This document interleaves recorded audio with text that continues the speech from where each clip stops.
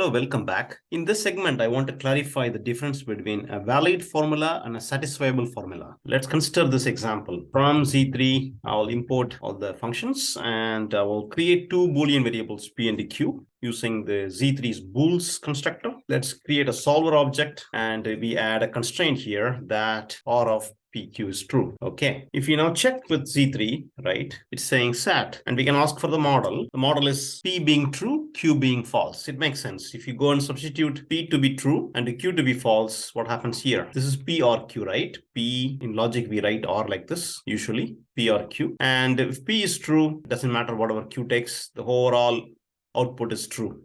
Okay, so which means satisfiable means it can make the statement to be true, okay, with such an assignment. This is an assignment. But is it a valid formula? No, it's not a valid formula. What if P is false, Q is false? In that case, P or Q will be false, right? So if a formula is sat, it doesn't mean it necessarily valid. Of course, if it is valid, that means for all possible assignments of P and Q, the output is always true. Therefore, it is definitely sat. Sat doesn't necessarily imply formula is valid for all possible assignments, like for this particular case. If P is true, Q is false, you get sat. But if P and Q are both false, of course, R of false with another false is false. It's not a valid formula. You can't say P or Q is always a valid formula. So satisfiable formula is just saying that you can make some assignment to the variables. In the end, the result will be true. That's all for that particular assignment. Just want to make this clear that whenever I say a formula is valid, it means it's true for all possible assignments of P and Q. On the other hand, if it is a SAT, it just means there exists one possible assignment to make the formula to be true. That's all. Thank you very much for your attention.